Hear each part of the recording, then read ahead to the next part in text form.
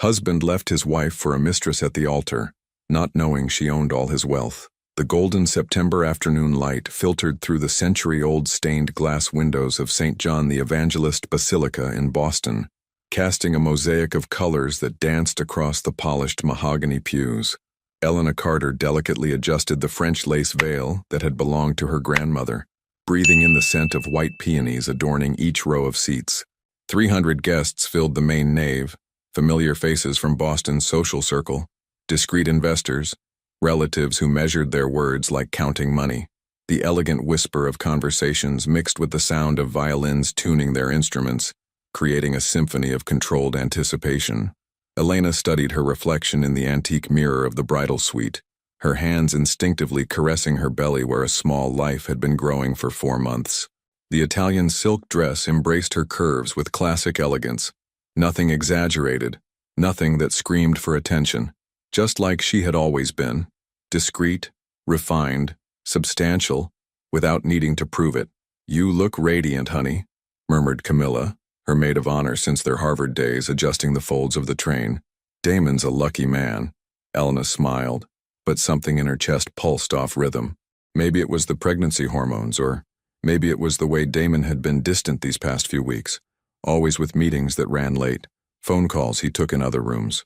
From outside the suite, she could hear Damon's voice chatting with the groomsmen, that loud performative laugh he used when he wanted to impress. Elena frowned. Impress whom? They were just close friends. "Mrs. Carter?" The wedding coordinator's soft voice brought her back. "We're ready whenever you are." Through the slightly open door, Elena caught a glimpse of the sanctuary.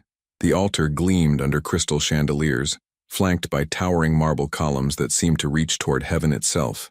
Fresh orchids and roses created cascades of white and cream, while photographers moved like shadows, capturing every angle of what would become the society page's cover story.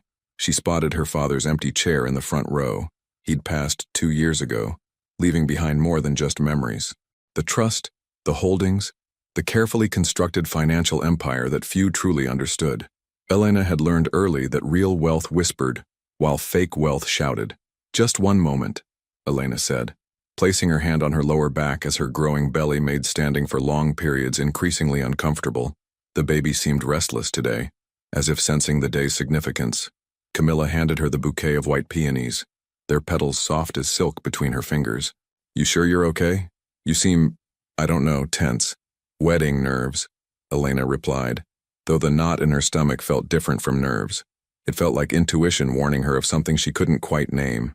From the sanctuary, the string quartet began the processional melody. The conversations died to a respectful hush as guests turned toward the main doors, expectations hanging in the air like expensive perfume. Elena took one last look in the mirror. The woman staring back at her was poised, elegant, carrying herself with the quiet confidence that came from generations of breeding and education. But in her eyes, there was something else, a flicker of uncertainty that she quickly pushed down. "Showtime," she whispered to herself, linking her arm through Camilla's for the walk to the back of the church. As they moved through the corridors, Elena noticed Damon's voice had gotten louder, his laugh more frequent. Through a crack in the vestry door, she glimpsed him adjusting his custom-tailored tuxedo, his perfectly styled dark hair catching the light. He was handsome, devastatingly so, with the kind of smile that had charmed Boston's elite for years. But today, something about his smile looked different. It looked rehearsed. The coordinator positioned Elena at the back of the nave, the massive wooden doors now her only barrier from the 300 pairs of eyes waiting beyond. The string quartet swelled into the opening notes of Pachelbel's canon, and the doors began to slowly open. Elena stepped forward, bouquet in hand, 4 months pregnant and glowing with what everyone would later call bridal radiance. The sanctuary stretched before her like a scene from a fairy tale, all marble and gold, flowers and crystal, everything money could buy to create the perfect moment. She began her walk down the aisle, each step measured and graceful, smiling at familiar faces as cameras flashed from every angle. The society columnists were already crafting their headlines: "Boston's most elegant wedding," or "A match made in high society heaven." If only they knew what was coming. At the altar, Damon stood with his hands clasped, that practiced smile on his face as he watched her approach. But Elena noticed his eyes kept darting to someone in the 3rd row on the left. a stunning brunette in a midnight blue dress who seemed to be watching him with an intensity that made Elena's stomach flip. The woman was young, maybe 26, with the kind of beauty that turned heads and stopped conversations. Elena had never seen her before, yet something about the way she looked at Damon, and the way he looked back, sent ice through her veins. As Elena reached the front of the church, the music crescendoed and then softly faded. The officiant, a distinguished man in his 60s who had married 3 generations of Boston families, smiled warmly and opened his ceremonial book. "Dearly beloved," he began, his voice carrying across the hushed sanctuary, "we are gathered here today to witness the union of Elena and Damon in holy matrimony." Elena felt the baby flutter in her womb, as if trying to tell her something. She glanced once more at the beautiful stranger in the 3rd row, whose lips were curved in what could only be described as a knowing smile. And in that moment, Elena Carter realized that this fairy tale wedding might be about to become something else entirely. The officiant's voice carried through the basilica with the weight of centuries of tradition. "If anyone here present knows of any lawful impediment why these two should not be joined in holy matrimony, speak now or forever. Hold your peace." The silence that followed was supposed to be ceremonial, a mere formality before the exchange of vows. But Elena felt Damon's hand tremble slightly in hers, and when she looked up at his face, she saw something that made her blood run cold. He wasn't looking at her. His eyes were fixed on that brunette in the 3rd row, and the woman was giving him an almost imperceptible nod. "Actually," Damon's voice cut through the sacred quiet like a blade, "I need to say something." A collective intake of breath rippled through the congregation. Elena's grip tightened on her bouquet, her 7-month pregnant belly making it harder to maintain her balance as shock washed over her. "Damon?" Elena whispered, confusion and panic bleeding into her voice. He turned to face the crowd, his posture straightening with a confidence that looked rehearsed. The cameras, which had been discreetly capturing the ceremony, suddenly felt intrusive, predatory. "I can't do this," Damon announced, his voice carrying to every corner of the basilica. "I won't lie to Elena, to all of you, or to myself. My heart belongs to someone else." The silence shattered like glass. Elena felt the world tilt, her hand instinctively moving to her belly as if to protect her unborn child from what was happening. The officiant's face went pale, his ceremonial book trembling in his hands. "What are you saying?" Elena's voice came out smaller than she intended, barely audible above the rising murmur from the pews. But Damon was already moving, stepping past her toward the congregation. "Sabrina," he called out, extending his hand toward the brunette in midnight blue. "Will you join me?"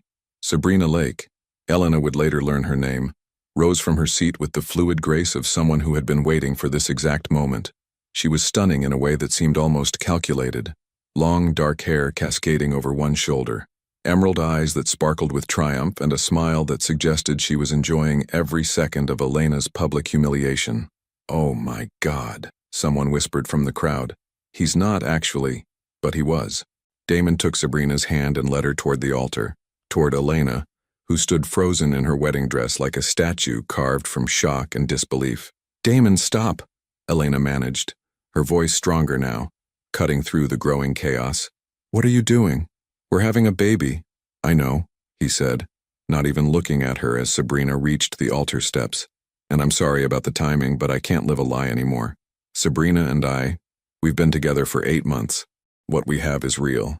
8 months. Elena's mind reeled. 8 months meant it started before she even got pregnant. While she was planning their future, choosing baby names, imagining their life together, he was with another woman. The congregation erupted. Whispers became gasps, gasps became exclamations. Cell phones emerged from designer purses as Boston's elite realized they were witnessing the social event of the decade, just not the kind they'd expected. "You're humiliating her," someone called out from the crowd. Elena couldn't see who. "Sometimes the truth hurts." Sabrina spoke for the first time, her voice carrying a slight southern accent that made every word sound deliberate. "But it's better than living a lie." Elena felt something crack inside her chest. Not her heart breaking, but something deeper. Her dignity, maybe. Her faith in her own judgment. How had she missed this? How had she been so blind? The officiant cleared his throat clearly out of his depth. "Perhaps we should adjourn and discuss this privately." "No," Damon said firmly. "I've made my choice. Everyone should know." He turned to Sabrina, and in front of Elena, in front of their unborn child, in front of 300 guests and rolling cameras, he cupped Sabrina's face in his hands and kissed her. It wasn't a gentle kiss. It was possessive, claiming, designed to leave no doubt about where his loyalties lay. Sabrina melted into him, her arms wrapping around his neck as if she belonged there, as if Elena was just an obstacle that had finally been removed. The sound that escaped Elena's throat wasn't quite a gasp, wasn't quite a sob. It was the sound of a woman watching her entire life implode in real time. Her bouquet slipped from numb fingers, white peonies scattering across the marble floor like fallen stars. The baby kicked, hard, as if responding to Elena's distress. She pressed both hands to her belly, trying to steady herself, trying to breathe, trying to understand how the man she'd planned to spend her life with could be kissing another woman at their wedding altar. Elena, Camilla appeared at her side, her voice urgent and protective. Elena, we need to get you out of here. But Elena couldn't move. She was trapped in the spotlight of her own humiliation, 300 pairs of eyes witnessing her complete and total destruction. The society photographers were still shooting. She could see the flashes going off like lightning, capturing every moment of her devastation for posterity. Damon and Sabrina finally broke apart, both breathing hard, both glowing with the satisfaction of people who had gotten exactly what they wanted. Sabrina's lipstick was smudged, and she made no effort to fix it. "I'm sorry it had to happen this way," Damon said, finally addressing Elena directly. "But you'll understand someday. When you find real love." "Real love?" Elena's voice cut through his self-serving explanation like a whip.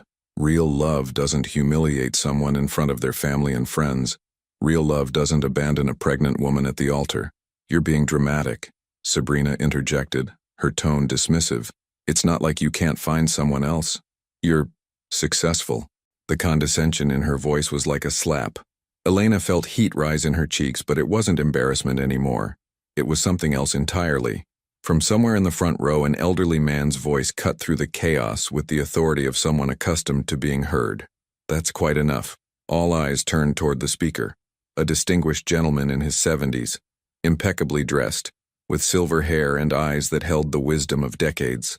Elena recognized him immediately. Arthur Hale, her father's oldest friend and the man who had managed the family trust since before she was born. Arthur rose from his seat slowly, deliberately, his presence commanding instant respect from the crowd.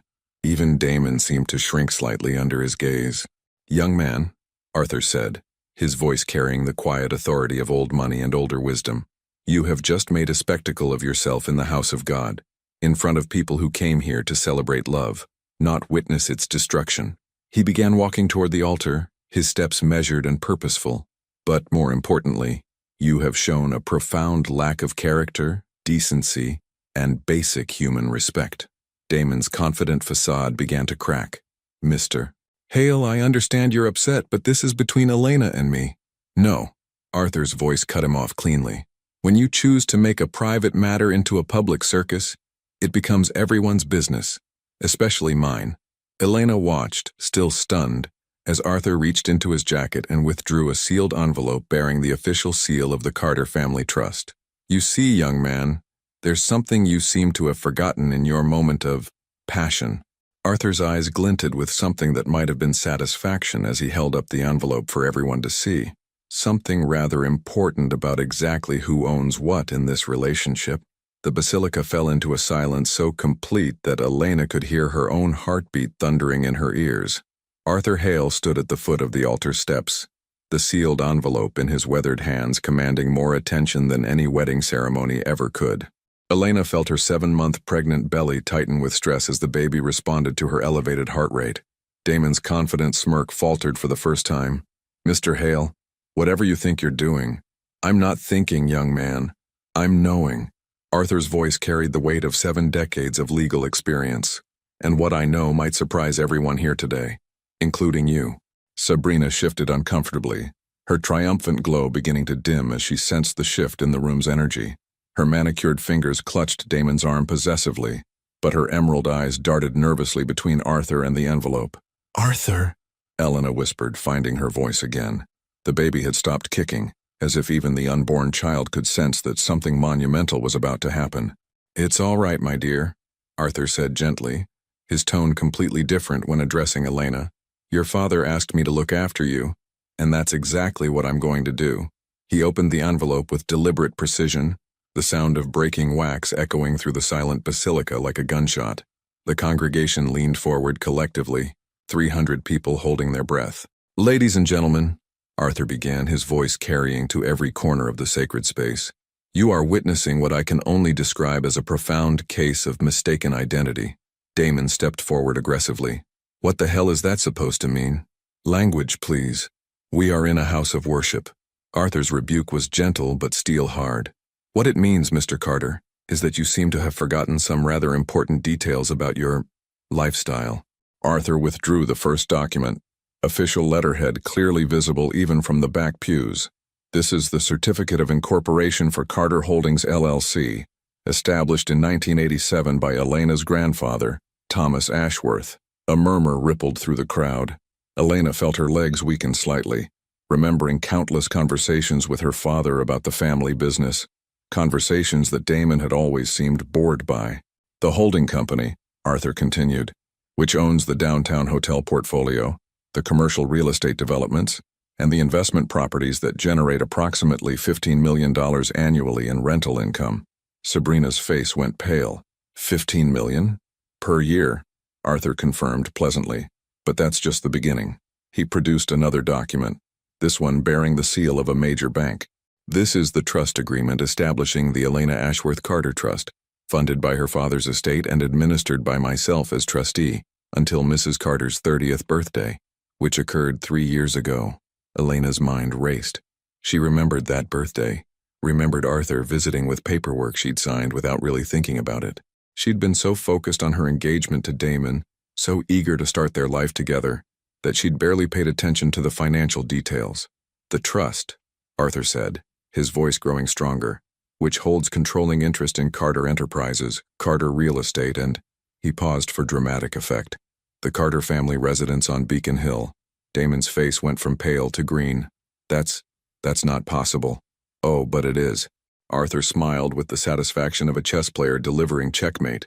"You see, when Elena's father restructured his holdings before his death, he was very specific about protecting his daughter's interests. Everything, and I mean everything, is held in trust." He produced a third document, this one thick with legal seals and notarizations, "including the prenuptial agreement that you signed, Mr. Carter, which clearly states that in the event of marital dissolution, whether by divorce or, as we're witnessing today, abandonment, you forfeit any claim to trust assets." The congregation erupted in whispers. Elena felt the world spinning around her, not from shock this time, but from the gradual realization of what Arthur was revealing. "Wait," Sabrina's voice cut through the noise, shrill with panic. "You're saying Damon doesn't actually own any of this?" "What I'm saying, Miss Lake," Arthur replied with deadly precision, "is that Mr. Carter has been, for the past 4 years, essentially, a very well-compensated employee of his wife's estate." Damon's face contorted with rage and humiliation. "You're lying. The business cards say Carter Enterprises. My name is on the building. Your name is on a nameplate that can be changed," Arthur said dismissively. "The deed to the building, however, has Elena's name on it, as does the deed to your Beacon Hill mansion, the titles to the 3 luxury vehicles in your garage, and the lease agreement for your office space." Elena watched Damon's face cycle through emotions: confusion, denial, rage, and finally dawning horror. Sabrina looked like she might be sick. "Even the credit cards you've been using," Arthur continued mercilessly, "are corporate accounts tied to the trust. The same trust that, according to this prenuptial agreement, you just voided by publicly abandoning your pregnant wife for another woman." The silence that followed was deafening. Elena could see camera phones raised throughout the congregation, society reporters furiously taking notes, Boston's elite witnessing the complete destruction of a man they'd envied for years. "This is impossible," Damon whispered, but his voice lacked conviction. "Is it?" Arthur walked closer to the altar, his presence commanding absolute attention. "Tell me, Mr. Carter, have you ever actually seen a bank statement? A property deed? A tax return? Or did you simply assume that because you wore expensive suits and drove luxury cars, you owned them?" Sabrina's grip on Damon's arm loosened. "You told me you were rich," she hissed, loud enough for the front rows to hear. "You said you owned hotels, that you were building an empire. Damon stammered, looking between Sabrina and Arthur like a trapped animal. He was building an empire, Arthur said pleasantly. Elena's empire. She's been the sole owner and beneficiary of the Carter fortune since her father's death. Everything Mr. Carter has enjoyed, the lifestyle, the respect, the social standing, was courtesy of his wife's generosity. Elena felt something shift inside her chest. Not heartbreak this time, but something that felt suspiciously like relief. And beneath that, growing stronger by the second, was something that felt very much like power. Furthermore, Arthur said, producing one final document, the trust includes a morality clause. Any behavior that brings public shame or disgrace upon the family name triggers immediate revocation of all benefits and privileges. He looked directly at Damon, his expression almost sympathetic. I'd say abandoning your pregnant wife at the altar for your mistress qualifies, wouldn't you? Damon's knees actually buckled slightly. You can't just... There has to be a process, lawyers, courts... Oh, there will be lawyers, Arthur assured him. My firm has been handling the Carter family legal affairs for 30 years. We're quite thorough. He turned to address the congregation, his voice carrying the authority of a judge delivering a verdict. Ladies and gentlemen, effective immediately, Mr. Damon Carter is no longer associated with Carter Enterprises or any of its holdings. His access to all accounts, properties, and privileges has been revoked. Arthur pulled out his phone and dialed a number with practiced efficiency. Miriam? Yes, it's Arthur. Please implement Protocol 7 immediately. All accounts, all access codes, all privileges, yes, right now. He hung up and smiled at Damon with grandfatherly kindness that was somehow more devastating than any angry words could have been. Your corporate credit cards should stop working within the hour. The locks on the Beacon Hill house will be changed by this evening. I do hope you have somewhere else to stay tonight. Sabrina stared at Damon with growing horror and disgust. You're nobody, she breathed. You're actually nobody. And in that moment, Elena Carter realized that while her marriage was ending, her real life was just beginning. The immediate aftermath of Arthur's revelation hit like a tsunami of whispers, gasps, and the unmistakable sound of a man's entire world collapsing in real time. Damon stood frozen at the altar, his face cycling through shades of white and gray as the full weight of his situation settled in. This can't be happening, he muttered, pulling out his phone with shaking hands. I'll call my accountant, my lawyer. Your accountant who's been managing trust funds that were never yours? Arthur inquired mildly. Or your lawyer whose fees have been paid by Elena's estate for the past 4 years? Elena watched her husband, soon to be ex-husband, frantically scroll through his contacts, his confidence bleeding away with each passing second. The man who had just moments ago been so sure of himself, so willing to humiliate her in front of everyone, now looked like a lost child. Sabrina, meanwhile, had taken several steps away from Damon, her emerald eyes wide with a mixture of horror and calculation. You lied to me, she hissed, her southern accent becoming more pronounced in her distress. You said you owned hotels, businesses, that mansion on Beacon Hill. I thought I did, Damon snapped, whirling to face her. Elena never told me about any trust, because you never asked. Elena's voice cut through their argument like a blade. She stepped forward, her wedding dress rustling softly against the marble floor, and for the first time since entering the basilica, she felt truly in control. You never asked about the business, she continued, her voice growing stronger with each word. You never wanted to know how the money was made, where it came from, or how it worked. You just wanted to spend it. The congregation watched in rapt attention as Elena faced down the man who had just tried to destroy her. Camera phones captured every moment. Boston's social media already buzzing with Diner Wedding Gate and Chower Boston Betrayal. Every board meeting I invited you to, you said you were too busy, Elena said, her hand resting protectively on her belly. Every financial discussion you changed the subject. You wanted the lifestyle without the responsibility. Damon's phone buzzed in his hand. He answered it desperately. Hello? Yes, this is Damon Carter. I need to check my account balance. His face went white. What do you mean the account is frozen? I'm the primary. The color drained completely from his face. It's not my account. He hung up and immediately dialed another number. Peterson? It's Damon. I need you to call me back immediately. There's been some kind of mistake with the trust documents. Another pause. Another look of growing panic. What do you mean you can't discuss my wife's confidential financial information with me? Arthur watched this display with the patience of a man who had seen many powerful people fall from grace. "Mr. Carter, perhaps you'd like to sit down. You're looking rather pale." "Shut up," Damon snarled, his composure finally cracking completely. "Just shut up, you old—" "Careful." Arthur's voice carried a warning that made even the wedding guests lean back slightly. "You're already in enough trouble without adding public threats to your growing list of poor decisions." Sabrina grabbed Damon's arm, her perfectly manicured nails digging into his expensive tuxedo. "Fix this," she demanded. "Call someone, do something. You can't just be nothing." "I'm not nothing," Damon shouted, loud enough to make several elderly guests flinch. "I built that business. I made those deals. You implemented decisions that Elena approved," Arthur corrected calmly. "You attended meetings that Elena's money funded. You signed contracts using Elena's credit and Elena's collateral." Elena felt the baby kick again, this time more gently, as if responding to her mother's newfound strength. She placed both hands on her belly and smiled. Not the polite society smile she'd been wearing all day, but something real and fierce. "There's more," she said quietly, but her voice carried to every corner of the basilica. All eyes turned to her. Even Damon stopped his frantic phone calls. "The prenup you signed also includes a clause about infidelity," Elena continued, her voice steady and clear. "Arthur, would you mind reading Section 7? Arthur's eyes twinkled with something that might have been pride as he flipped through the legal documents. Section 7, subsection A. In the event that either party engages in extramarital relations, the offending party forfeits all claim to spousal support, alimony, or division of assets. Subsection B. Evidence of such relations witnessed by 3 or more individuals constitutes irrefutable proof." He looked up at the congregation with dry humor. "I count roughly 300 witnesses to Mr. Carter's public declaration of his relationship with Miss Lake." Sabrina's face went from pale to green. "You mean he gets nothing? Nothing at all?" "Oh, he gets something," Elena said, her voice carrying a hint of steel that surprised even her.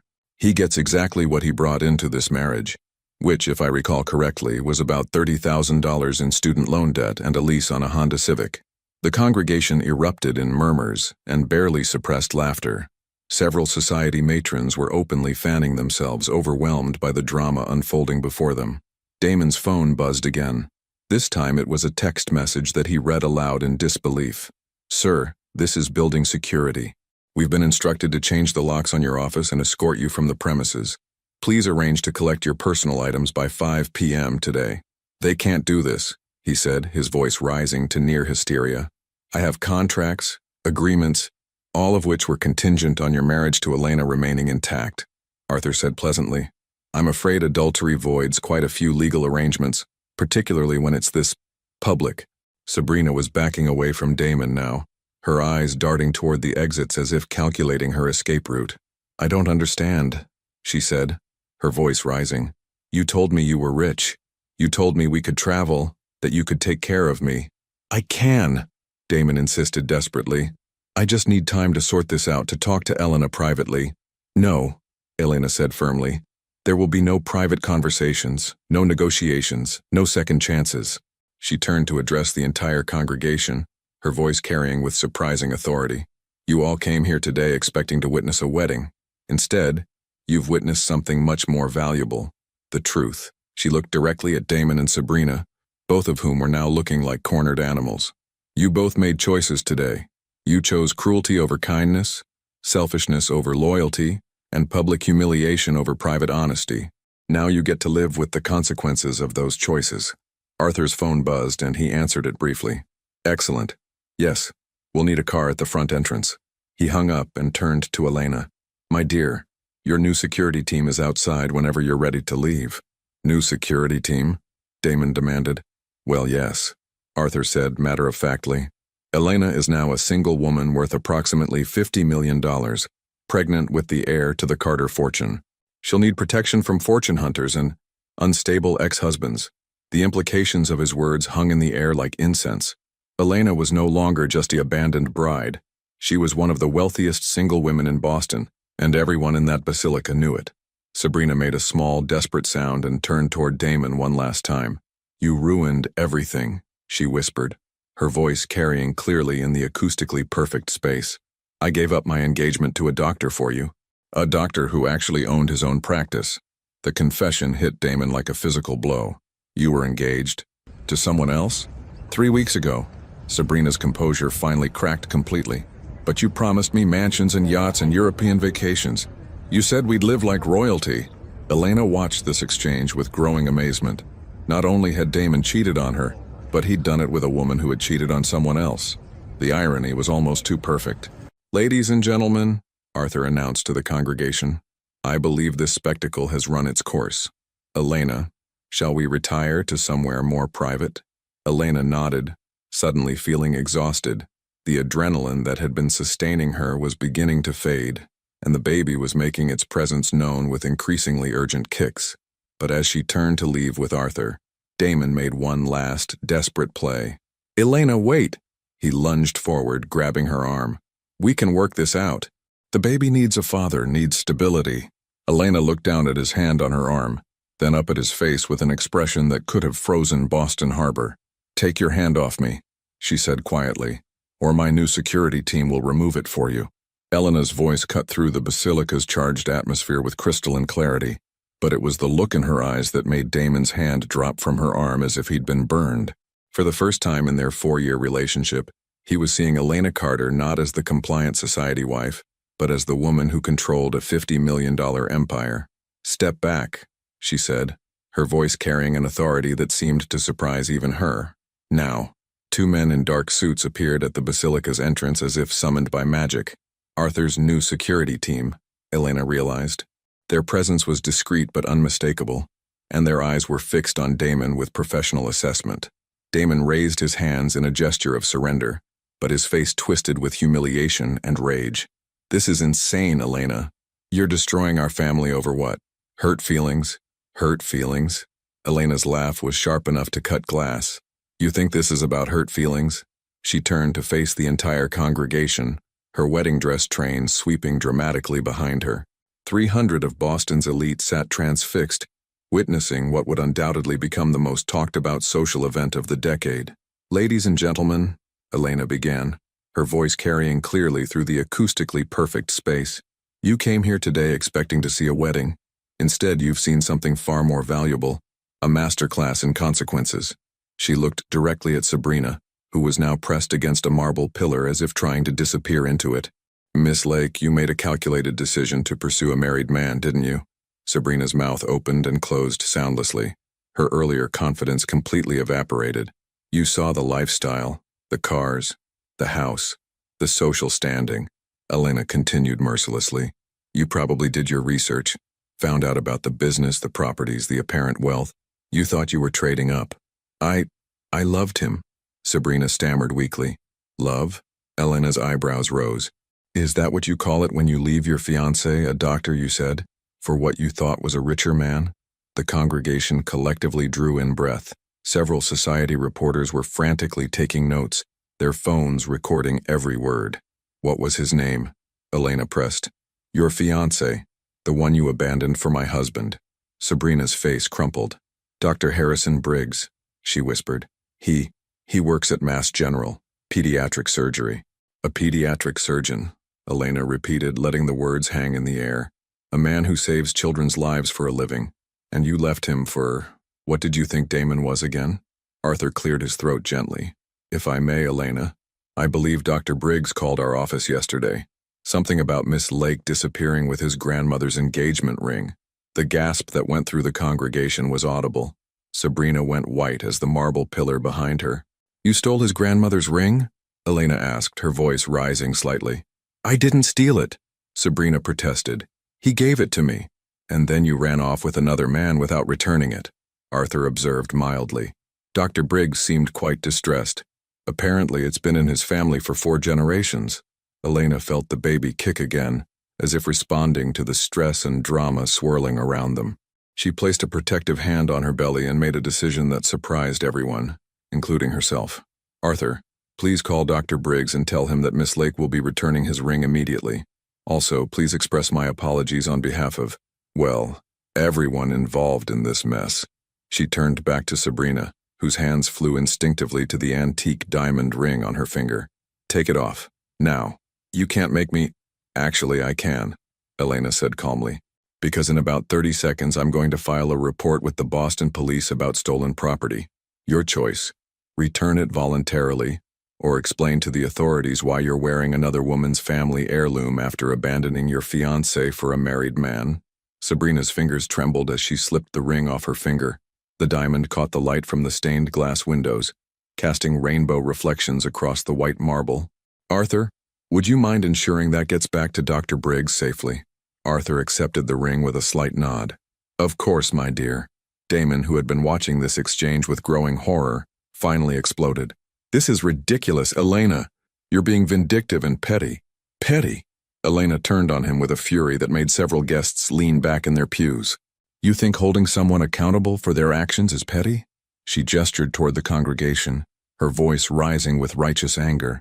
You humiliated me in front of 300 people. You abandoned your pregnant wife at the altar for a woman who stole jewelry from her previous fiancé. And you think I'm being petty? I made a mistake. No. Elena cut him off sharply. A mistake is forgetting to pick up milk on the way home. A mistake is double booking a dinner reservation. What you did was make a series of calculated, deliberate choices designed to cause maximum humiliation and pain. She took a step closer to him, and despite being 5 months pregnant and wearing a wedding dress, she somehow managed to look intimidating. You planned this, didn't you? The two of you planned this whole scene. Damon's face betrayed him before his words could. The slight widening of his eyes, the almost imperceptible glance toward Sabrina. Elena saw it all. You did, she breathed, the pieces clicking into place. You actually planned to humiliate me in public. Why? What did you possibly gain from doing it this way? Elena, you're overthinking. Answer the question. Arthur interjected, his voice carrying the authority of a courtroom. Why didn't you simply ask for a divorce? Why this elaborate public spectacle? Damon's mouth opened and closed like a fish gasping for air. Finally, Sabrina's voice broke the silence, small and defeated. Because we thought you'd try to keep everything in a divorce. We thought if he left you for me publicly, dramatically, you'd be so humiliated you'd just give him what he wanted to make it go away quietly. The confession hung in the air like a death sentence. Elena felt something cold and final settle in her chest. Not heartbreak, but a kind of crystalline clarity that made everything suddenly make perfect sense. You thought I'd pay you to go away quietly, she said slowly. You thought you could humiliate me into buying your silence. It wasn't like that. Damon started desperately. It was exactly like that, Elena said, her voice deadly calm. You planned to destroy me publicly so you could extort me privately. She turned to Arthur, her decision made. I want them both charged. Her with theft, him with whatever lawyers call attempted emotional extortion. Elena, be reasonable, Damon pleaded. I am being reasonable, she replied. Reasonable people face consequences for their actions. Reasonable people don't plan elaborate schemes to humiliate pregnant women for money. Arthur was already on his phone. Miriam? Yes, it's Arthur again. I need you to contact the district attorney's office. We have some rather serious allegations to discuss. Damon's face went from red to white to gray. You can't be serious. Elena, we can work this out. We're done working things out, Elena said with finality. We're done with everything. She turned to leave, then paused and looked back over her shoulder. Oh, and Damon, you might want to call a taxi. Your company car will be repossessed within the hour. As if on cue, Arthur's phone buzzed with a text message. He glanced at it and smiled. Actually, my dear, it appears they're already towing his BMW from the church parking lot. Through the basilica's tall windows, the congregation could see the flash of red and blue lights as a tow truck hauled away what everyone had assumed was Damon's car.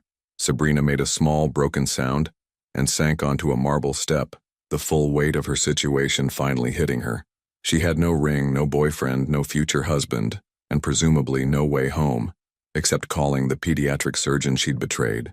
Elena looked at them both, these two people who had tried to destroy her for money, and felt nothing but pity. I hope you learn from this, she said quietly.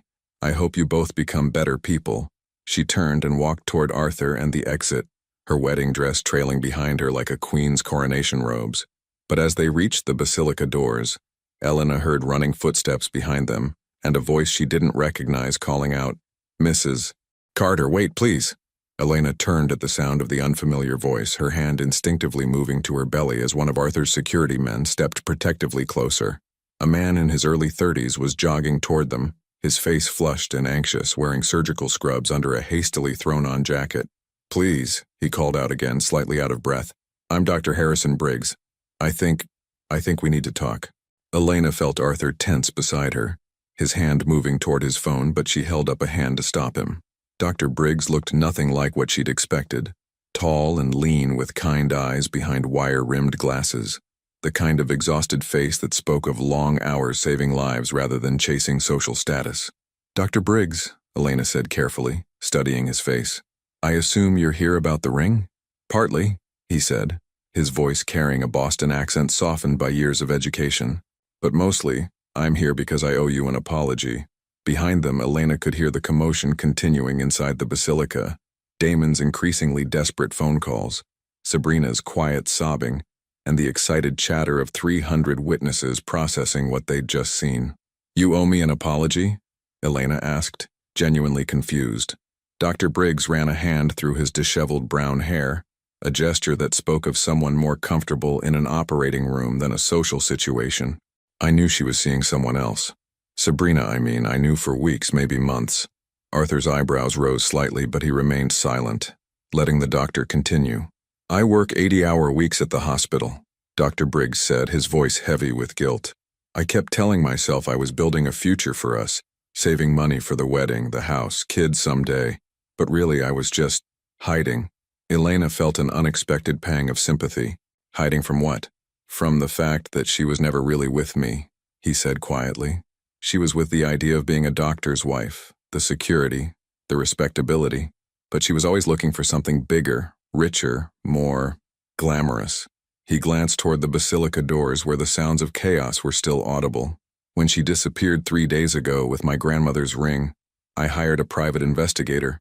That's how I found out about today, about your wedding." Elena's mind raced. "You knew she was going to ruin my wedding?" "I knew she was planning something," Dr. Briggs admitted, his face flushing with shame.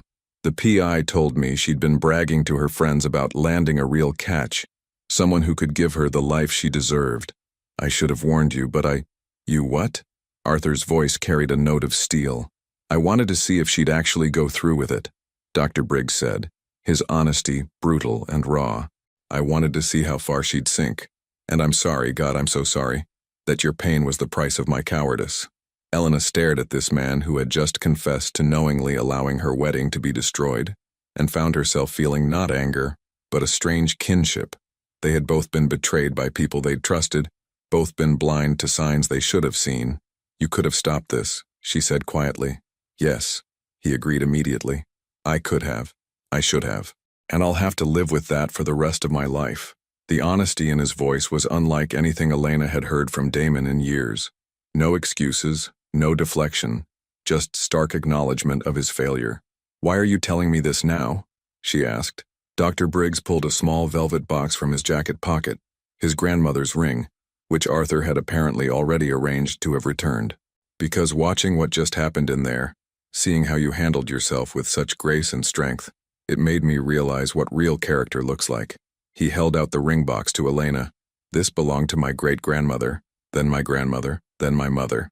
4 generations of strong women who would be appalled that it was ever on Sabrina's finger." Elena looked down at the antique ring, clearly valuable, but more than that, clearly loved. "Dr. Briggs, this is yours. Call me Harrison, please," he said. "And I want you to know that if there's anything I can do to help with the legal proceedings against Sabrina, any testimony about her character or intentions, I'll provide it." Arthur cleared his throat gently.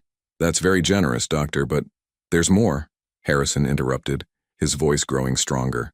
"The private investigator uncovered some things about both Sabrina and your husband. Financial records, communications, evidence of planning." Elena felt the baby kick sharply as if responding to her spike in adrenaline. "What kind of evidence?" Harrison pulled out his phone and showed them a series of text message screenshots. "Sabrina was texting me right up until yesterday, telling me she was visiting her sick aunt in Providence, but she was also texting someone else." Elena read the messages, her face growing paler with each line. "Don't worry, baby, after tomorrow we'll have everything we want." She's so naive, she'll probably offer you a settlement just to avoid the scandal. Once you get half her money, we can disappear and start over somewhere fabulous. The pregnancy makes her vulnerable. Use that. She was coaching him. Elena breathed, the full scope of their conspiracy becoming clear. Every step of the way, Harrison confirmed. The PI has weeks of communications between them, planning not just the affair, but specifically how to maximize the financial impact of leaving you at the altar. Arthur was already on his phone again. Miriam? Yes, we're going to need those criminal charges upgraded. Conspiracy to commit fraud. Emotional distress with intent to extort. Yes, I'll send you the evidence. Elena sank onto the basilica steps, the weight of the revelation hitting her harder than the original betrayal. It was one thing to be left for another woman. It was another to discover that her pain had been calculated, weaponized, designed specifically to extract maximum financial damage. I need to ask you something, she said to Harrison, looking up at him with eyes that were bright with unshed tears but fierce with determination. And I need you to be completely honest. Of course. Did you come here today hoping I'd somehow get Sabrina back for you? Harrison was quiet for a long moment, considering the question seriously. Finally, he shook his head. No, honestly. I came here hoping to get my grandmother's ring back and maybe find some closure. But watching you in there, he gestured toward the basilica, watching you turn what should have been your worst moment into your strongest moment, I realized I don't want Sabrina back. He sat down on the steps beside Elena, careful to maintain respectful distance. I want to find someone who has even a fraction of your strength and integrity. Someone who would never dream of hurting another person the way we've both been hurt. Elena studied his profile, the tired lines around his eyes that spoke of sleepless nights in the hospital, the gentle hands that saved children's lives, the absolute sincerity in his voice. Harrison, she said finally, would you be willing to testify against them both? Not just Sabrina, but Damon too? Absolutely, he said without hesitation. They planned this together. They should face the consequences together. Arthur finished his phone call and rejoined them. Miriam says with Dr. Briggs's evidence we can pursue conspiracy charges against both of them. They're looking at potential jail time. Through the basilica windows they could see Damon and Sabrina in heated argument, their voices raised enough to be audible even through the stone walls. Their alliance was crumbling as quickly as it had been formed, each blaming the other for their spectacular failure. Elena felt the baby settle into a calmer rhythm in her womb, as if responding to her mother's growing sense of peace and resolution. Arthur, she said, standing up with Harrison's offered hand for support, I want to make sure Dr. Briggs is protected during the legal proceedings. If they're willing to do this to me, they might retaliate against him. Already handled, Arthur said with a slight smile. I've arranged for the same security firm to keep an eye on the good doctor until this is resolved. Harrison looked surprised. That's really not necessary. Doctor, Elena said firmly, you're about to help send two very desperate people to prison. It's absolutely necessary. As if summoned by their conversation, Elena's phone buzzed with a text from an unknown number. This isn't over. You'll regret destroying me. Both of you will pay. Elena showed the message to Arthur and Harrison, whose faces both hardened with concern. Damon? Harrison asked. Has to be, Elena replied, but she felt a chill that had nothing to do with the September evening air. Arthur was already signaling to the security team. I think it's time we got you both somewhere safe while the police handle the rest of this. But as they walked toward the waiting car, Elena couldn't shake the feeling that Damon's threat was more than just the desperate words of a cornered man. The black sedan pulled away from the basilica just as the first police cars arrived, their red and blue lights casting eerie shadows across the Gothic stonework. Elena watched through the rear window as officers walked up the steps. Arthur had wasted no time implementing their legal strategy. They're actually going to arrest them, Harrison said quietly from the seat beside her, his voice carrying a mixture of satisfaction and disbelief. Good, Elena replied, her hand resting protectively on her belly. The baby had been unusually active since Damon's threatening text, as if sensing its mother's stress. They made their choices. Now they faced the consequences. Arthur, seated across from them, was coordinating with his legal team via phone. Yes, Miriam, both conspiracy to commit fraud and attempted extortion. Dr. Briggs has provided extensive documentary evidence. No, Elena is secure, but I want additional protection at all residences. Understood. He hung up and turned to Elena with the satisfied expression of a man who had just deployed considerable legal firepower. The district attorney is very interested in this case. Apparently, attempted matrimonial extortion using public humiliation is novel enough to set precedent. Elena's phone buzzed again. Another unknown number. Another message that made her blood run cold. You think you won? You're about to lose everything that matters. The baby won't save you. Harrison saw her face go pale and gently took the phone to read the message. His jaw tightened dangerously. This is escalating beyond financial revenge. They're threatening your pregnancy. Arthur's expression turned thunderous. Driver, change of plans. We're going directly to the police station. But before the driver could respond, Elena's phone rang. The caller ID showed Boston General Hospital. Mrs. Carter? The voice was professional, urgent. This is Dr. Larissa Monroe from the emergency department. We have a situation involving your estranged husband and another woman. They were brought in after a physical altercation in the church parking lot. Elena felt the world tilt slightly. A physical altercation? The woman, a Miss Sabrina Lake, required stitches after Mr. Carter apparently threw his phone at her during an argument. Several witnesses reported hearing him blame her for ruining everything and threatening to make her pay. Harrison was already reaching for the phone. Dr. Monroe, this is Dr. Briggs from Mass General. What's the extent of Miss Lake's injuries? Dr. Briggs? Oh, thank goodness. Are you with Mrs. Carter? We've been trying to reach her emergency contact. Dr. Monroe's relief was audible. Miss Lake has a laceration above her left eyebrow requiring 6 stitches. But more concerning, she's asking for police protection. She claims Mr. Carter threatened to kill her if she testified against him. Elena felt sick. The man she'd been married to for 4 years. The father of her unborn child was apparently violent when cornered. Where is Damon now? She asked, taking the phone back. That's why we called, Dr. Monroe said grimly. He left the hospital against medical advice about 20 minutes ago after the officers released him pending formal charges. But Mrs. Carter, he was asking the nursing staff about your due date, your doctor's name, which hospital you planned to deliver at. The blood drained from Elena's face. Arthur was already on his phone with security, while Harrison's face had gone white with professional concern. Did anyone give him that information? Elena asked, though she dreaded the answer. I don't believe so, but I can't be certain. Mrs. Carter, I strongly recommend you contact your obstetrician immediately and consider changing your delivery plans. Elena hung up and looked at the 2 men who had somehow become her protectors. He's lost everything and now he's targeting the baby. No, Arthur said firmly, his phone pressed to his ear. He's not getting anywhere near you or that child. Through the sedan's windows, Elena could see they were approaching downtown Boston, the familiar skyline now feeling foreign and threatening. Every shadow could hide Damon. Every corner could conceal danger. Harrison moved closer to her on the seat, his presence reassuring in its steadiness. Elena, I need to ask you something, and I need you to think carefully before answering. What? In the months leading up to today, did Damon ever show signs of violence? Threw things, punched walls, anything physical? Elena's mind raced through recent memories, reframing moments she'd dismissed or rationalized. He broke a glass last month when I questioned him about working late. Said his hand slipped, but she touched her arm unconsciously. He grabbed me pretty hard a few weeks ago when I mentioned wanting to discuss baby names. Left bruises. You never told me about bruises, Arthur said sharply, his phone call momentarily forgotten. I didn't think it was... he apologized, said he was stressed about work?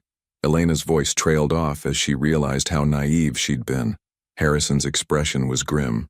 Elena, men don't usually start with domestic violence during pregnancy. They escalate to it. If he was already grabbing you hard enough to leave bruises, he could do worse now that he's lost everything, Arthur finished. Especially if he blames you for his downfall. Elena's phone buzzed with another text, this time from a number she recognized. Damon's personal cell. I know where you are. I know about the doctor. You can't hide from me forever. What's mine is mine. He's watching us. Elena breathed, looking out the sedan windows with new urgency. Arthur immediately called their driver. Evasive route to the safe house. Now. The sedan suddenly accelerated, taking a sharp right turn that pressed Elena against Harrison's shoulder. Through the rear window, she could see a dark SUV following them, matching their movements turn for turn. Is that him? Harrison asked, his arm instinctively moving protectively around Elena's shoulders. Arthur was barking orders into his phone. We have a tail. Black SUV, Massachusetts plates. Yes, implement full protection protocol. Elena felt the baby kick frantically, responding to her elevated heart rate and stress hormones. "This is insane," she whispered. "A few hours ago, I was getting married. Now I'm in a car chase with my psychotic ex-husband." "Not ex-husband yet," Harrison said grimly. "Which gives him certain legal rights, certain access." "Not anymore," Arthur interrupted, ending his call with grim satisfaction. "I just filed emergency papers for a restraining order and immediate separation based on credible threats of violence. As of this moment, Damon Carter has no legal claim to contact, proximity, or information about Elena or the baby." The SUV behind them was getting closer, close enough for Elena to see through the windshield. Her heart stopped. It wasn't Damon driving. It was Sabrina, her head wrapped in medical bandages, her face twisted with rage and desperation. And in the passenger seat, barely visible but unmistakably there, was Damon. "They're working together again," Elena said, her voice barely above a whisper. "Even after he attacked her, they're working together." "Desperation makes strange allies," Arthur observed, but his voice was tight with concern. Harrison was watching the pursuing SUV with the calculated assessment of someone accustomed to life-or-death situations. "Elena, I need you to listen to me very carefully. That woman just left a hospital with a head injury. She's probably concussed, possibly on pain medication, and definitely not thinking clearly. And your husband, ex-husband," Elena corrected automatically. "Your ex-husband has just lost his identity, his money, his freedom, and his future. He's in full crisis mode, and people in crisis mode don't make rational decisions." The sedan took another sharp turn, tires squealing against asphalt. Elena gripped Harrison's arm as the baby kicked again, harder this time. "Something's wrong," she gasped, feeling a sharp pain low in her abdomen. "The baby, something's wrong." Arthur immediately called the driver. "Nearest hospital, emergency entrance now."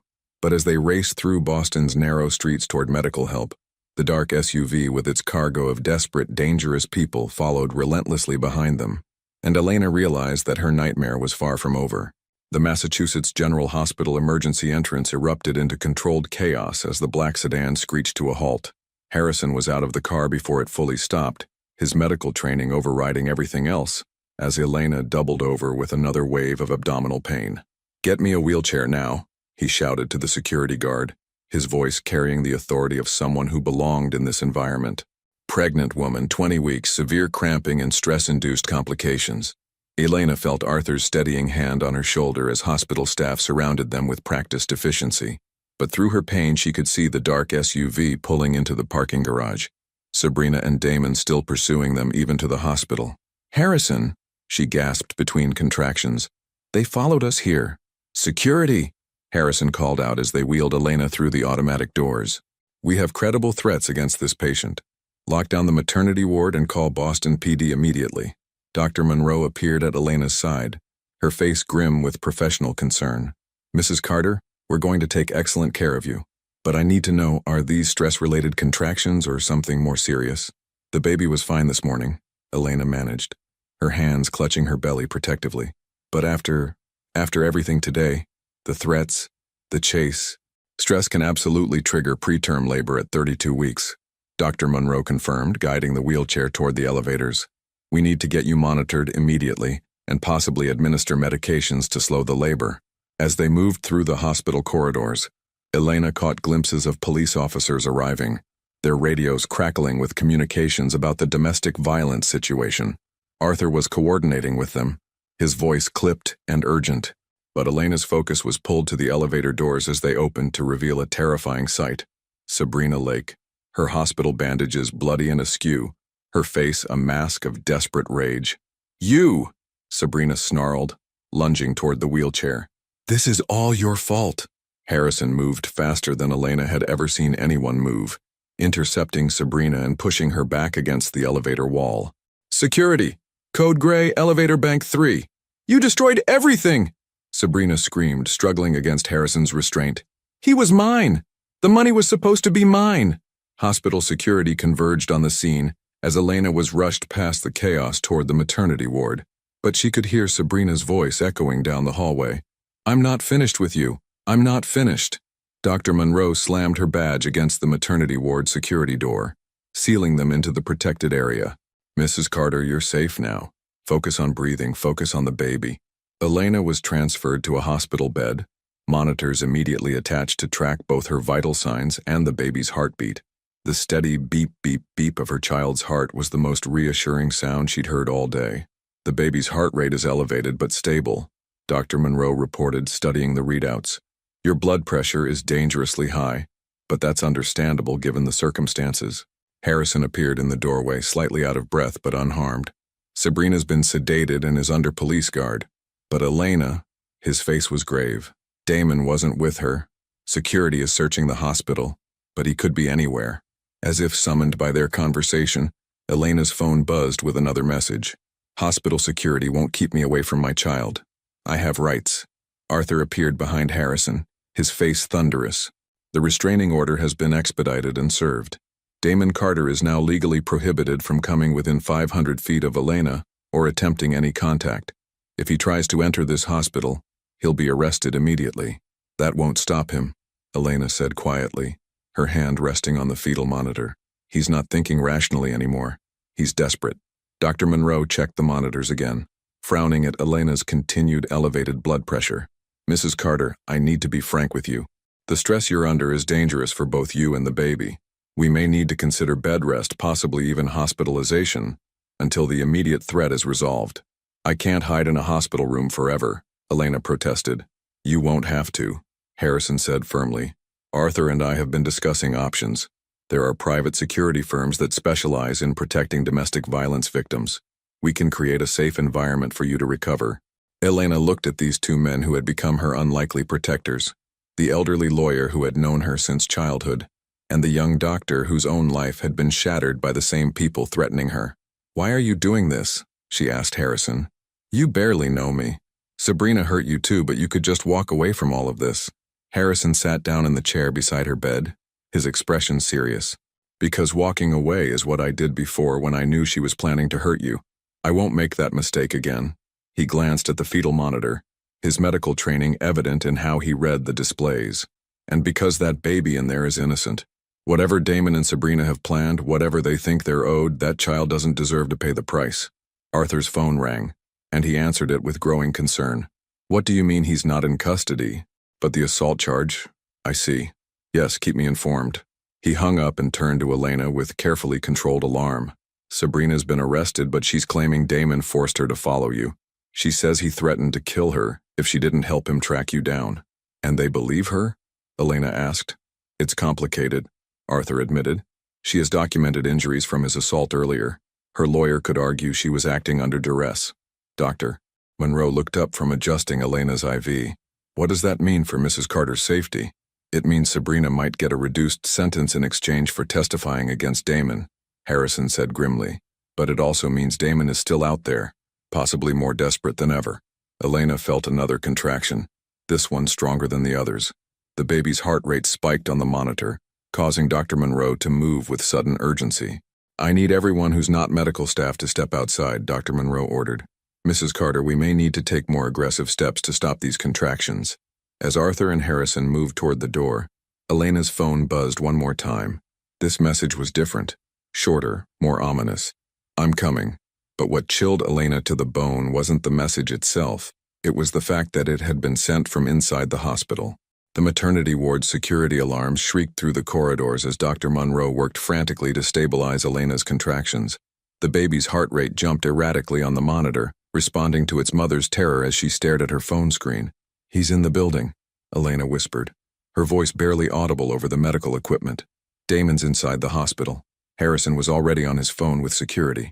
Lock down all entrances to the maternity ward. Now, we have a credible threat to a patient. But even as he spoke, the lights in Elena's room flickered once, then went out completely. Emergency lighting kicked in a moment later, casting everything in an eerie red glow.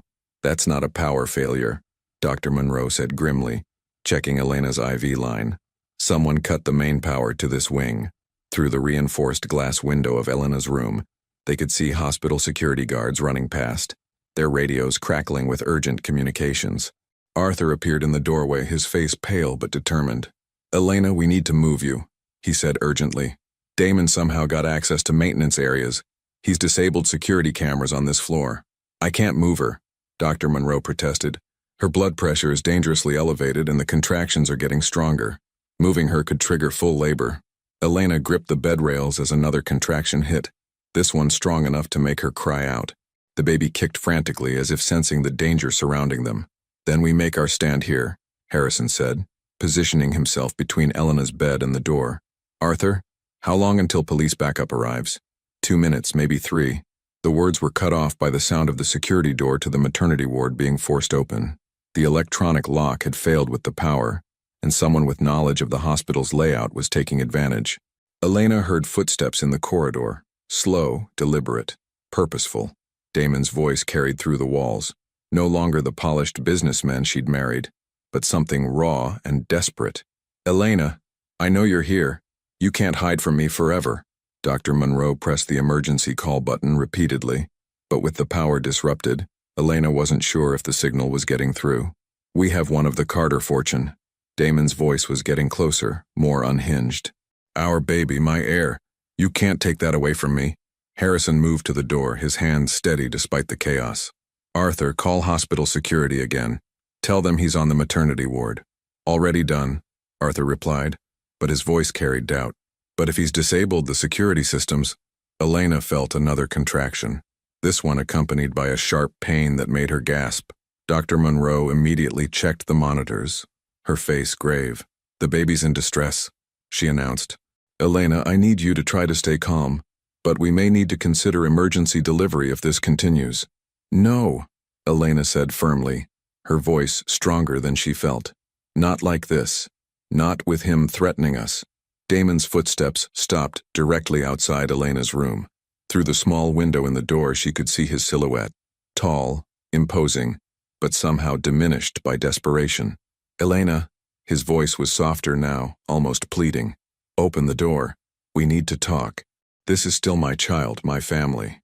You gave up any claim to this family when you abandoned us at the altar? Elena called back, surprised by the strength in her own voice. I made a mistake. Damon's composure cracked again. Sabrina manipulated me, convinced me you were holding me back. But I see now. It was always about the money with her. Harrison looked at Elena with raised eyebrows. He's trying to blame everything on Sabrina now. Elena, please, Damon continued. I know I hurt you, but we can fix this. We can go back to how things were. How things were? Elena's voice rose with incredulous anger. You mean when you were stealing my money? Using my inheritance to impress other women? Lying to me for years? The door handle rattled as Damon tested it. Elena, don't make this harder than it has to be. Open the door and we'll talk reasonably. There's nothing reasonable about stalking your pregnant ex-wife to a hospital, Arthur called out. The police are already here, Damon. Surrender now and things will go easier for you. Elena could hear police sirens getting closer, but Damon's response chilled her to the bone. If I can't have my family and my life back, he said, his voice turning cold, then nobody gets them. The door exploded inward as Damon kicked it with devastating force. The reinforced glass shattered, sending shards across the floor as he burst into the room. He looked nothing like the polished businessman who had stood at the altar hours earlier. His tuxedo was torn and dirty. His face was wild with desperation, and his eyes held a dangerous gleam. Harrison immediately stepped between Damon and Elena's bed, his hands raised defensively. Don't do this, Damon. You're making everything worse. Get away from my wife, Damon snarled, advancing on Harrison. This is between Elena and me. I'm not your wife anymore, Elena said firmly. Despite the contraction that was building in intensity, Arthur filed for emergency separation. You have no legal claim to me or this baby. Damon's face contorted with rage. Legal claim? Legal claim. I'm the father. That's my blood, my DNA, my legacy growing inside you. Dr. Monroe had retreated to the far corner of the room, frantically trying to restart the emergency communication system. Elena could see her own terror reflected in the doctor's face. Your legacy? Elena laughed, the sound sharp and bitter. Your legacy is abandoning your pregnant wife for a woman who stole jewelry from her previous fiancé. Your legacy is threatening and stalking. Your legacy is violence. I never hurt you, Damon protested. You left bruises on my arm 2 weeks ago, Elena shot back. You threw a glass at the wall when I questioned your late nights. You humiliated me in front of 300 people. How is that not hurting me? Harrison took advantage of Damon's distraction to move closer to Elena's bed. Damon, listen to me. You're having a breakdown. The stress, the financial losses, the public humiliation, it's overwhelming your judgment. But if you walk away now, if you surrender to the police when they get here, you can get help. I don't need help, Damon roared. I need my life back. I need my money back. I need my family back. The money was never yours, Arthur said calmly from his position near the door. The family was never yours to own, and the life you're talking about was built on lies. Elena felt the strongest contraction yet, accompanied by a wetness that made her stomach drop. Dr. Monroe, she called urgently. Something's wrong. Dr. Monroe immediately moved to Elena's side, checking quickly before her face went white. Your water just broke. Elena, we need to get you to delivery immediately. No, Damon said, his voice deadly quiet. Nobody's going anywhere until this is settled. He pulled something from his jacket. Not a weapon, Elena realized with relief, but a thick envelope. Legal documents. Custody papers, he announced, waving them triumphantly. Filed this afternoon. Joint custody of the baby regardless of our marital status. You can divorce me, Elena, but you can't take away my parental rights. Arthur stepped forward, his face grim. Those papers are invalid, Damon. You can't file custody claims for an unborn child, and your domestic violence charges make you ineligible for custody anyway. Elena watched Damon's face cycle through confusion, denial, and finally absolute rage as Arthur's words sank in. You're lying, Damon whispered. You're all lying to keep me from my child. The sound of police boots echoed in the corridor outside, getting closer by the second. And in that moment, Elena realized that Damon Carter, the man she'd once loved, the father of her child, had completely lost touch with reality. The Boston Police Tactical Team burst through the maternity ward doors with precision timing, their voices cutting through Damon's delusional rant like thunder. Boston PD, drop the documents and put your hands where we can see them. Damon spun around, the invalid custody papers fluttering to the floor as reality crashed down around him.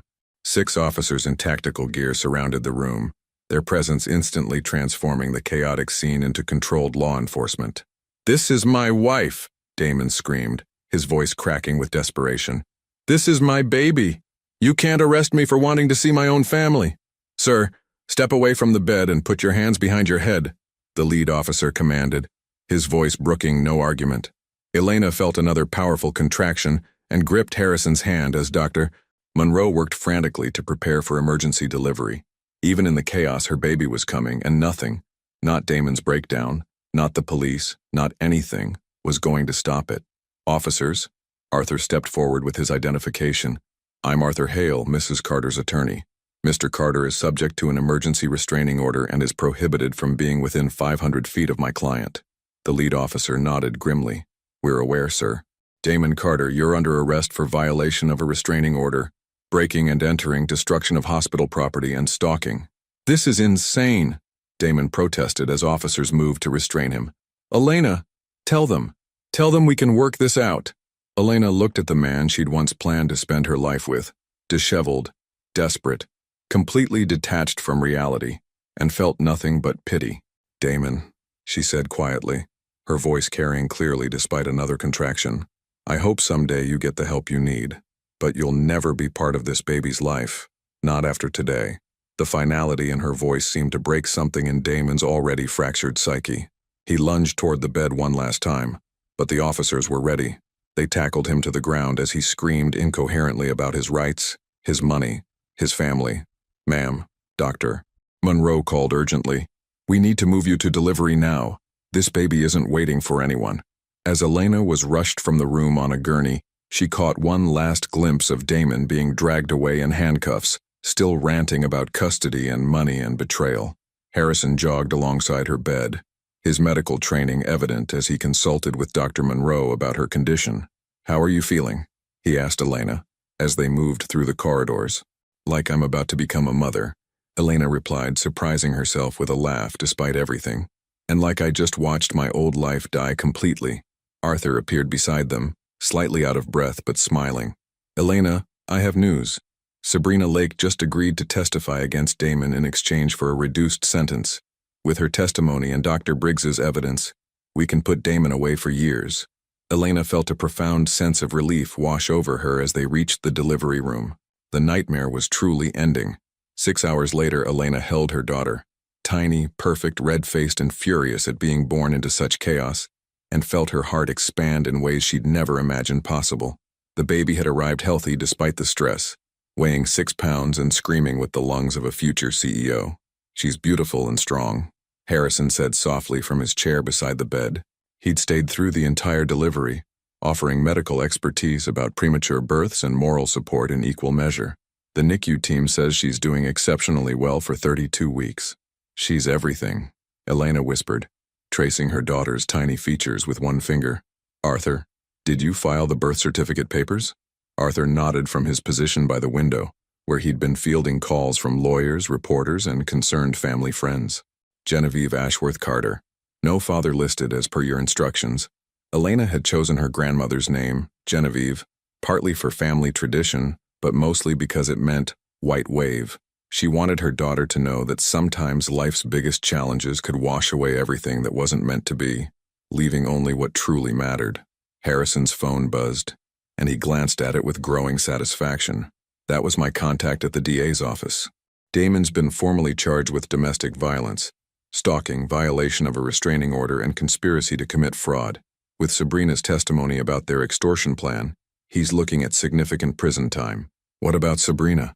Elena asked, though she found she cared less about revenge than she'd expected. 18 months for theft and conspiracy, with mandatory counseling," Arthur replied. "She'll also be required to pay restitution to Dr. Briggs for the emotional distress and to you for the wedding expenses." Elena looked down at her daughter, who had finally stopped crying and was staring up at her with dark blue eyes that seemed impossibly wise. "I don't want their money," she said quietly. "I want them to learn from this. I want them to become better people." Harrison smiled at her with something that looked very much like admiration. "You're remarkable, Elena Carter. After everything they put you through, you still want them to be better." "Carrying hatred would poison my milk," Elena said with a soft laugh, "and Genevieve deserves better than that." A soft knock on the door interrupted them. Dr. Monroe entered with a clipboard and a satisfied expression. "Mrs. Carter, I have some visitors who've been waiting very patiently to meet the young lady who caused all this excitement." Behind her came Camilla, Elena's maid of honor, carrying an enormous bouquet of flowers and wearing the expression of someone who'd spent the day fielding phone calls from concerned wedding guests. "Elena!" Camilla rushed to the bedside, her eyes immediately filling with tears as she saw the baby. "She's perfect. After everything that happened today, I was so worried. We're both fine," Elena assured her. "Better than fine, actually. We're free." Arthur's phone rang and he answered it with his usual efficiency. "Arthur Hale? Yes, I'll accept the charges. Hello, Damon." Elena tensed, but Arthur's expression remained professionally neutral as he listened to whatever Damon was saying from jail. "I see. No, that's not possible.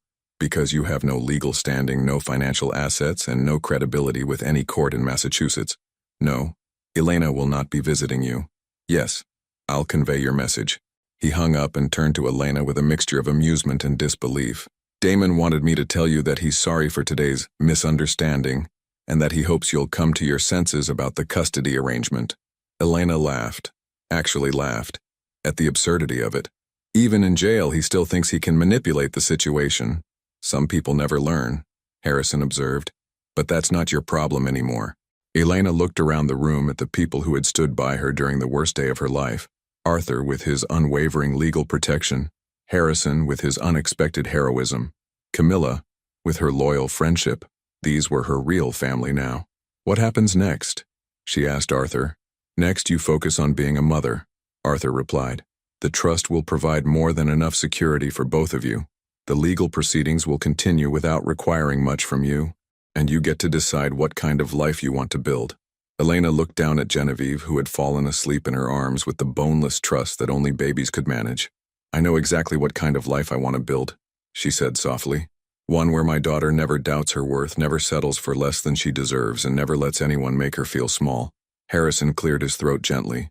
"Elena, if you don't mind me asking, what will you tell Genevieve about her father when she's old enough to ask?" Elena considered the question seriously, looking down at her sleeping daughter.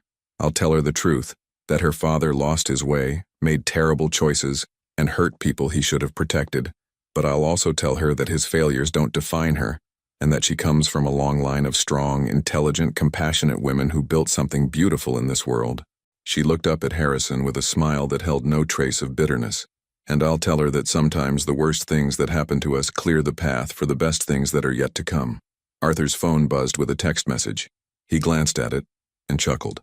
Elena, you might be interested to know that the video of your confrontation at the altar has gone viral. The hashtag #Elena Carter is trending, and you're being called the most dignified woman in America. Elena shook her head in amazement. All I did was refuse to let them destroy me. Sometimes, Harrison said quietly. That's the most heroic thing anyone can do. As evening settled over Boston, Elena Carter, new mother, survivor, and inheritor of her own destiny, held her daughter close and realized that her real wedding day had finally arrived. She was marrying herself to a future full of possibility.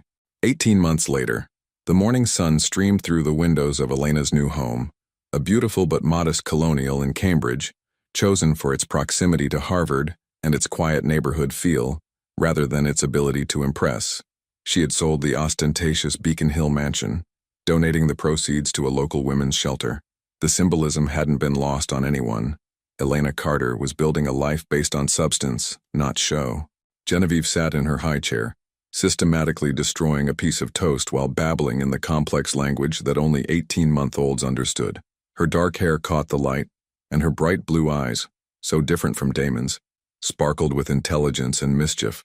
Mama, Genevieve announced proudly, holding up a particularly mangled piece of toast like a trophy. Yes, sweetheart, you completely conquered that toast. Elena laughed, wiping orange jam from her daughter's face. You're definitely going to be CEO material. The kitchen door opened and Harrison entered carrying coffee and the morning newspaper, a routine they'd established over the past 6 months since their relationship had evolved from friendship to something deeper. How are my girls this morning? He asked, kissing Elena's forehead and ruffling Genevieve's hair, earning a delighted giggle from the toddler. We're perfect, Elena replied, meaning it completely. Arthur called earlier.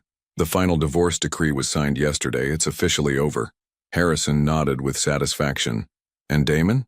Serving year 2 of his 5-year sentence, Elena said without emotion. Sabrina was released last month after completing her 18 months in anger management program. Elena had followed the legal proceedings with distant interest, the way one might follow news from a foreign country. The man who had tried to destroy her felt like someone from another lifetime. Any word on how she's doing? Harrison asked, settling into his chair with his coffee. Elena shrugged. Arthur's investigator says she's working as a hotel receptionist in Portland, Maine. Quiet life, no social media presence, seeing a therapist twice a week. She wrote me a letter last month. Harrison raised his eyebrows. You didn't mention that. Because I didn't open it, Elena said simply. Whatever she needed to say, she can say to her therapist. My closure doesn't require her apology. Genevieve banged her spoon against her tray, clearly demanding attention from the 2 adults who had momentarily forgotten the most important person in the room. Sorry, little one, Harrison said, making faces that sent Genevieve into peals of laughter. We were being boring grown-ups again. Elena watched this interaction with a heart so full it almost hurt. Harrison had proven to be everything Damon had never been. Present, genuine, supportive without being possessive. He adored Genevieve without trying to replace her biological father, and he loved Elena without trying to change her. Speaking of being grown-ups, Elena said, reaching across the table to take Harrison's hand. There's something I want to discuss with you. Harrison's expression grew serious. That sounds ominous. The opposite, actually. Elena smiled. Arthur's been pressuring me to take a more active role in managing the family holdings. The trust board wants me to consider expanding into healthcare, specifically, funding pediatric medical research. That's wonderful, Harrison said, though he looked puzzled about where this was leading. I want you to head the medical advisory committee, Elena continued. Full salary, equity stake, and the chance to direct funding toward the research you're most passionate about. Harrison stared at her for a long moment. Elena, you can't just offer me a job because we're dating. People will think I'm smart enough to recognize exceptional medical expertise when I see it, Elena interrupted. This isn't about us, Harrison. This is about giving you the resources to save more children's lives. She squeezed his hand gently. Besides, we'll need good healthcare benefits for our family. The words hung in the air between them, loaded with implication. Harrison's eyes widened as he processed what she'd just said. Our family? He repeated carefully. Elena felt her cheeks warm, but she met his gaze steadily. I know it's only been 6 months, and I know we've never officially discussed the future, but you want a future with me? Harrison finished, his voice soft with wonder. I want to build something real with someone real, Elena said simply. I want Genevieve to grow up seeing what a healthy relationship looks like, and I want to wake up every morning next to someone who chooses me not for what I can give them, but for who I am. Harrison brought her hand to his lips, kissing her knuckles gently. Elena Carter, will you marry me? The proposal was sudden, spontaneous, and absolutely perfect. Elena laughed, feeling tears spring to her eyes. That's supposed to be my line, she protested. I was working up to asking you. Well? Harrison pressed, grinning. Will you? Yes, Elena said, her voice strong and certain. Yes, absolutely yes. Genevieve chose that moment to throw her remaining toast, which landed squarely on Harrison's head, sending both adults into fits of laughter. I think that's her seal of approval, Elena managed between giggles. 6 months later, the small ceremony in Elena's backyard bore no resemblance to the elaborate spectacle that had been planned with Damon. 30 guests sat in simple white chairs arranged on the lawn, surrounded by the garden Elena had planted herself, vegetables and herbs mixed with wildflowers, practical beauty that served a purpose. Elena wore a simple cream-colored dress she'd bought off the rack, her hair loose around her shoulders. Genevieve, now a confident 2-year-old, playing quietly with the flower petals that had been scattered for the ceremony. Arthur officiated, having gotten ordained online specifically for the occasion, his dry humor evident even in the sacred proceedings. Elena and Harrison, Arthur said, his voice carrying easily across the small gathering, you have both learned that real love isn't about grand gestures or perfect moments. It's about choosing each other every day, especially when life gets difficult. Elena looked at Harrison, handsome in his simple gray suit, holding Genevieve on his hip as she babbled commentary throughout the ceremony. This was what happiness looked like. Not a fairy tale, but something better, something real. Do you, Elena, promise to love Harrison not just when it's easy, but when it's hard? Not just when he's at his best, but when he's at his most human? I do, Elena said, meaning it with every fiber of her being. Do you, Harrison, promise to love Elena not for what she can provide, but for who she is? To support her dreams without trying to possess them? I do, Harrison replied, his voice steady and sure. Arthur smiled at both of them. Then by the power vested in me by the internet and the Commonwealth of Massachusetts, I pronounce you husband and wife. Harrison, you may kiss your bride. The kiss was soft, sweet, and interrupted by Genevieve's delighted clapping. The guests erupted in applause and laughter as the newly married couple broke apart, both of them glowing with pure joy. Later that evening, after the guests had gone home and Genevieve had been tucked into bed, Elena and Harrison sat on their back porch, sharing a bottle of champagne and watching fireflies dance in the gathering dusk. Do you ever think about him? Harrison asked quietly. About what your life would have been like if he hadn't? No, Elena said immediately, then reconsidered. Actually, that's not true. Sometimes I do think about it, and I'm grateful. Harrison looked surprised. Grateful that he showed me who he really was before Genevieve was old enough to be hurt by it, Elena explained. Grateful that his betrayal forced me to discover my own strength. Grateful that his lies cleared the path for your truth.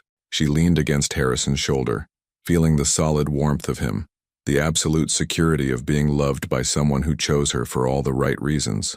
Besides, she added with a smile, that man couldn't handle being married to the woman I've become. Too much backbone, too much independence, too much refusal to be diminished. Harrison laughed, the sound rich and warm in the evening air. Lucky for me, those are exactly the things I fell in love with. Elena's phone buzzed with a text from an unknown number. For a split second her body tensed, old habits from a time when unknown numbers meant threats and harassment. But when she read the message, she smiled. Mrs. Carter, this is Dr. Briggs' former patient Emma. I saw your story online and wanted to thank you. Watching you stand up for yourself gave me the courage to leave my abusive boyfriend. I'm safe now and starting over. Thank you for showing us what strength looks like. Elena showed the message to Harrison, whose eyes softened with pride and admiration. You get messages like this often? He asked. Every few weeks, Elena admitted. Apparently that video from the wedding still inspires people. Arthur says I've become some kind of symbol for women who refuse to be victimized. You always were that, Harrison said gently. You just needed the right circumstances to show the world who you really are. Elena looked out at the life she'd built. The modest home, the peaceful garden, the man who loved her unconditionally, the daughter sleeping safely upstairs. It wasn't the life she'd planned, but it was infinitely better than anything she could have imagined. Harrison, she said softly, do you think we'll have more children? Do you want more children? He asked, his voice careful, giving her space to answer honestly. I want Genevieve to have siblings, Elena said. I want our home to be full of laughter and chaos and love.